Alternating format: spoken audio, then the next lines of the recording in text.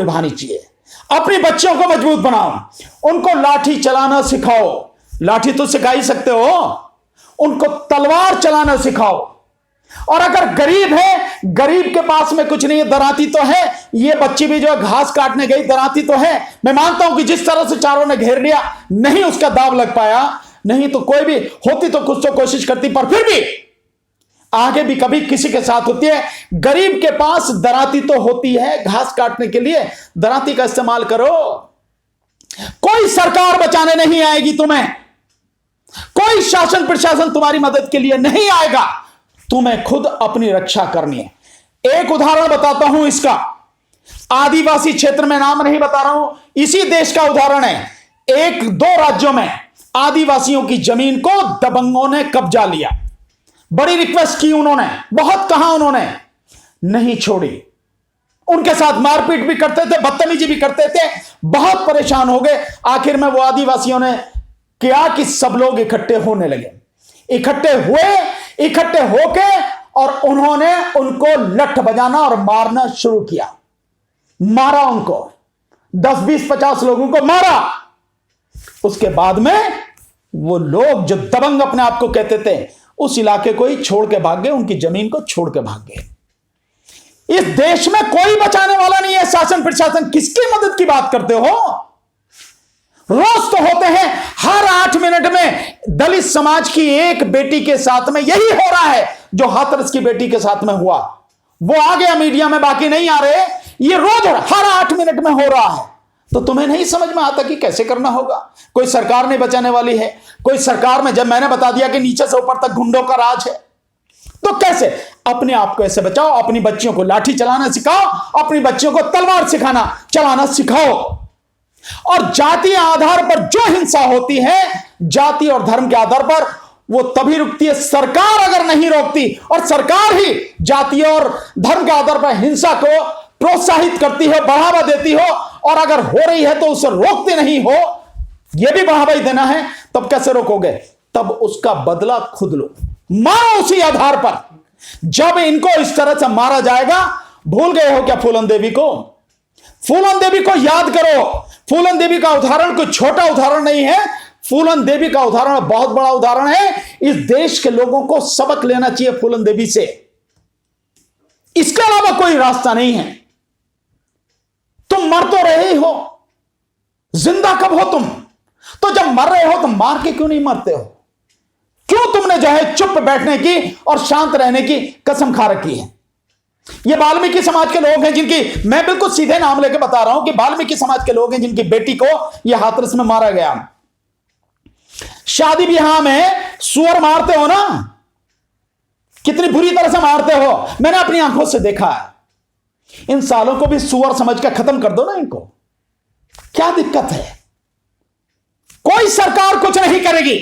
मर तो तुम गए, अंतिम संस्कार नहीं करने दिया, बेटी चली गई, और क्या रहेगा? पैसे जो हैं वो सरकार जो दे रही है, 10 लाख रुपए जो दिए हैं, क्या करोगे उन पैसों का? क्या उससे बच्ची वापस आ जाएगी? नहीं आ सकती ना। इन चीजों को समझो, जानो, बिना इसके कुछ नहीं होगा। जहां तक इस हाथरस के मसले की बात है, इसमें मैं समझता हूं, और मैं क्या हर कोई इस बात को मानेगा कि बहुत जघन्य अपराध हुआ है। निश्चित रूप से आप इसकी तुलना निर्भया कांड से करें तो उसी की तरह बड़ा विभत्स ये कांड हुआ है। न केवल उसके साथ में, लड़की के साथ में गैंगरेप हुआ, बल्कि आप देखें कि उसको मल्टीपल फ्रैक्चर्स हैं। उसके शरीर में कई जगह उसकी हड्डियां टूटी हैं। एक तो जो सबसे महत्वपूर्ण है, उसकी गले की हड्डी टूटी, गर्दन की हड्डी टूटी। दूसरे, उसकी रीढ़ की हड्डी टूटी, जिसकी वजह से लड़की पैरालाइज हो गई। उसकी जीभ काटी गई, जो आपने देखा है सारा सबको, जो मीडिया पर सब चीजें आ रही हैं।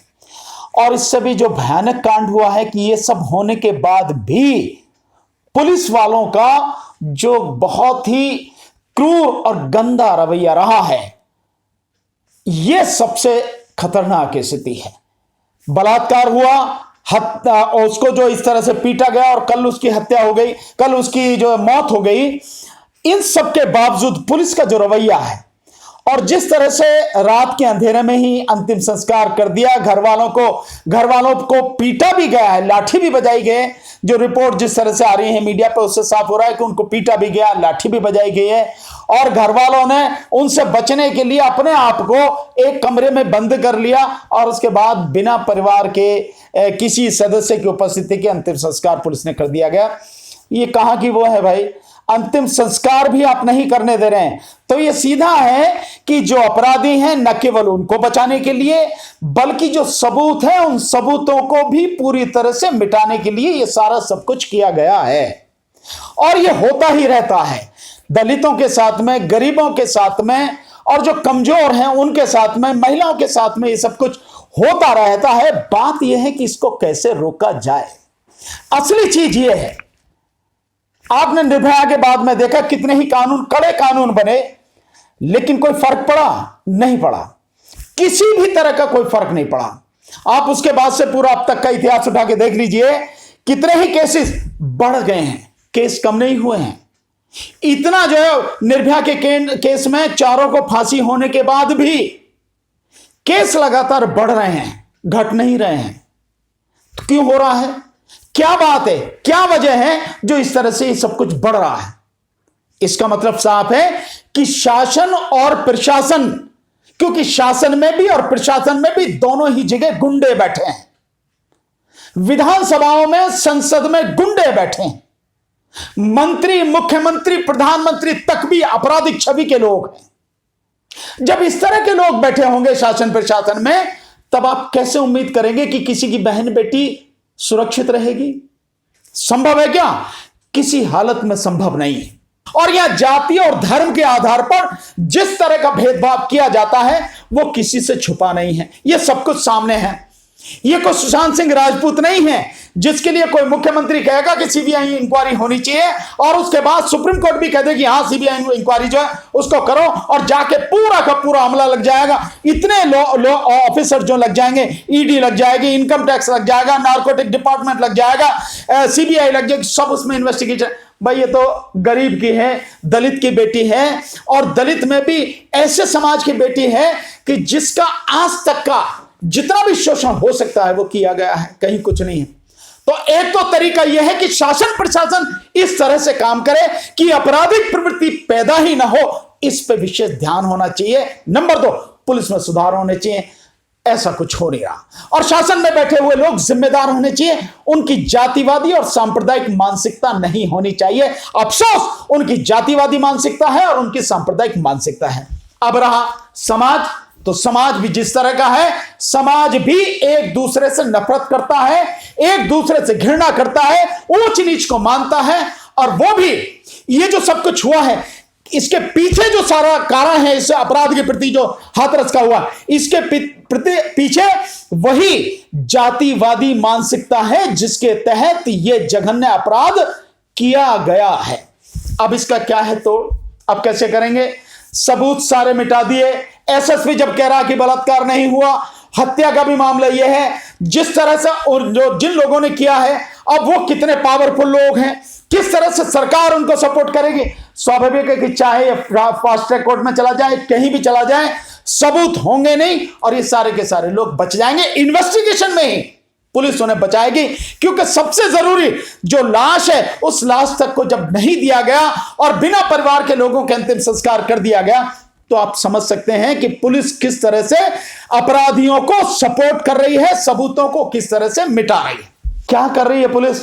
एसपी कहता है, एक रिपोर्ट आ रही है उसमें कहा जाता है कि गैंग रेप हुआ है। कल रिपोर्ट जब पूछी गई, पत्रकार जब पूछ रहे हैं, तो एसपी कहता कि नहीं, गैंग रेप नहीं हुआ, रेप नहीं हुआ। तो क्या वो रिपोर्ट झूठी थी? आप 4 दिन बाद, 6 दिन बाद एफआईआर लिख रहे हैं, 9 दिन बाद लड़की का बयान लिया जा रहा है, उसके बाद में 14-15 दिन बाद में लड़की को यहां शिफ्ट किया जा रहा है। उसकी स्थिति इतनी खराब है तो पहले ही दिन यहां क्यों नहीं शिफ्ट किया गया?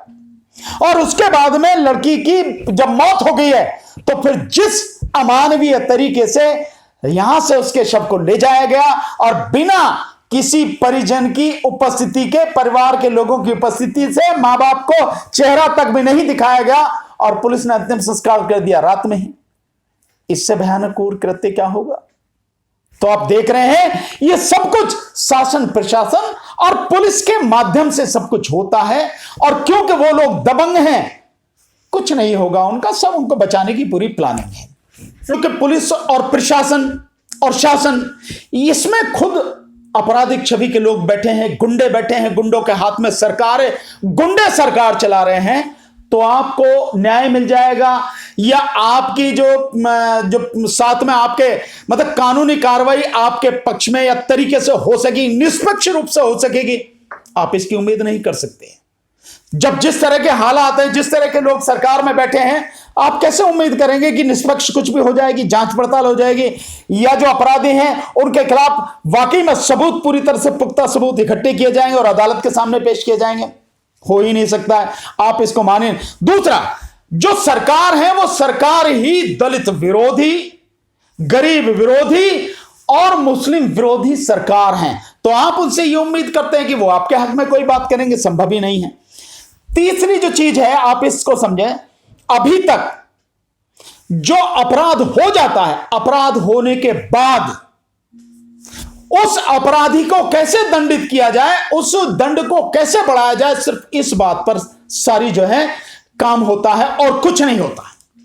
केवल इस बात पर होता है, हल्ला मचता है, मीडिया में आता है, लोग चिल्लाते हैं और सरकार क्या करती है कि उसमें जो है और कड़ा दंड उसको बढ़ा देती है और अपने समझती है कि तुम्हारा काम पूरा हो गया।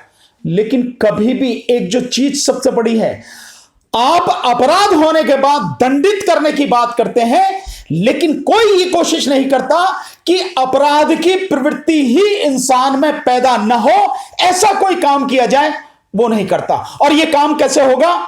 इस काम के लिए सबसे जरूरी है कि जो अच्छी शिक्षा है, बढ़िया शिक्षा है, बेस्ट एजुकेशन जिसको आप कह सकते हैं, जिसमें इंसान को इंसान बनाया जाए, मानवीय संवेदनाओं के प्रति उसे संवेदनशील बनाया जाए, जो समाज है, जो व्यक्ति है, उसके प्रति उसको समझाया जाए कि तुम्हारी जिम्मेदारी क्या है और एक इंसान होने के नाते इंसान की रक्षा कैसे की जाती है, एक दूसरे का मान सम्मान कैसे किया जाता है, उसके प्रति कोई एजुकेशन नहीं है, किसी भी तरह की शिक्षा। तो आप अपराध को हो जाएगा, उसके बाद रोकने की कोशिश होनी चाहिए कि आपराधिक प्रवृत्ति ही पैदा ना हो। उस पर सरकार का कोई काम नहीं है, कोई ध्यान नहीं। कोई सरकार, चाहे केंद्र की सरकार हो, चाहे राज्य की सरकार हो और चाहे बीजेपी की सरकार हो, किसी पार्टी की सरकार हो, किसी का ध्यान इस पर नहीं है कि इसको पहले कैसे जो है अपराध की प्रवृत्ति पैदा होती है वो ही ना हो, ऐसा कोई काम नहीं है। दूसरी बात, जैसे मैंने अभी कहा कि अगर आप कर भी रहे हैं तो पहले इन्वेस्टिगेशन जज के पास जाएगा। कोर्ट क्या करेगी? कोई कोर्ट इन्वेस्टिगेशन तो नहीं करती।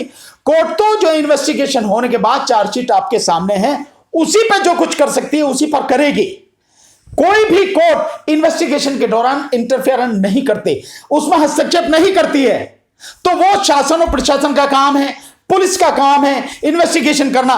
तो इन्वेस्टिगेशन सही तरीके से हो, इसके लिए पुलिस व्यवस्था को आपको सुधार करना पड़ेगा और इन्वेस्टिगेशन का डिपार्टमेंट बिल्कुल अलग बनाना पड़ेगा जहां पुलिस का हस्तक्षेप ना हो। अब होता क्या है कि वही पुलिस तो एफआईआर दर्ज करने वाली है, वही पुलिस इन्वेस्टिगेशन करने वाली है, वही पुलिस सबूत इकट्ठा करने वाली है और सबूत इकट्ठा होने के बाद अपने पास थाने में रखना भी वो भी पुलिस के हाथ में है। तो आप कहां कहां क्या क्या करोगे जब सब कुछ थाने में ही है? बड़े आराम से सब कुछ मैनिपुलेट। सरकार कसूरवार है, मीडिया उससे कहीं ज्यादा कसूरवार है और मीडिया इसको कवर नहीं करेगा। जिस मीडिया की बात कर रहे हो, एक आध किसी चैनल को छोड़ दें, उसके अलावा मीडिया इसको कवर नहीं करेगा क्योंकि उसका मसला नहीं है। और ये तो वैसे भी गरीब का मसला है, दलित का मसला है, इसे क्यों कवर करेगा मीडिया? किसी हालत में नहीं करेगा। मीडिया सरकार से भी, शासन और प्रशासन से, पुलिस से भी कहीं ज्यादा बड़ा गुनहगार और जिम्मेदार है। अगर वो इस तरह के मसलों को प्रमुखता से उठाए जैसे 2012 में निर्भया वाले में उठाया, तो निश्चित रूप से होगा। अब फिर वही वाली बात आएगी, मैं वही कर रहा हूं, क्योंकि निर्भया कौन थी? निश्चित रूप से निर्भया सवर्ण समाज की लड़की थी। जो मसला उठा, किस लिए उठा? इसीलिए उठा। यह मसला नहीं उठेगा। इस मसले को तो जो समाज के लोग हैं, बहुजन समाज के लोग या सवर्ण समाज में भी जो अच्छे लोग हैं वही उठाएंगे, वही कह भी रहे हैं। आज भी जो आवाज उठ रही है वही उठा रहे हैं, वही कहेंगे भी और कोई कहेगा भी नहीं। कुछ नहीं होने वाला है। तो मीडिया से आप किसी तरह की उम्मीद नहीं रख सकते। मीडिया कुछ नहीं करेगा, बल्कि पूरी कोशिश करेगा इस मामले को दबाया जाए। और दबाने का ये, जब आप बोल ही नहीं रहे तो दब ही रहा है। उनके लिए इसकी इसको महत्ता भी नहीं है। उनके लिए महत्ता वही है जो आप बता रहे हैं, सुशांत रिया और जो भी कुछ है वही है। क्योंकि वो मीडिया किसके लिए काम करता है, किसके तलवे चाटता है? भाजपा के। और भाजपा के लिए जो इलेक्शन है वहां का, बिहार का, और सरकार जो गिरानी है वहां की महाराष्ट्र की, वो महत्वपूर्ण है, कोई और महत्वपूर्ण नहीं है। तो ये तो दलित की बेटी, इसकी कोई बेचारे की कीमत ही क्या है? तो कुछ नहीं है। ये तो समाज को ही, विशेषकर जो उस परिवार के लोग हैं उन्हीं को करना पड़ेगा, बिना उसके नहीं होगा। और समाज को, मैं समझता हूं, हम लोगों को सबको मिलकर एक साथ, जितने भी संगठन हैं, जितने भी सामाजिक राजनीतिक कार्यकर्ता हैं, राजनीतिक पार्टियां, सबको मिलकर इसके विरोध में आवाज उठानी चाहिए, संघर्ष करना चाहिए, आंदोलन करना चाहिए।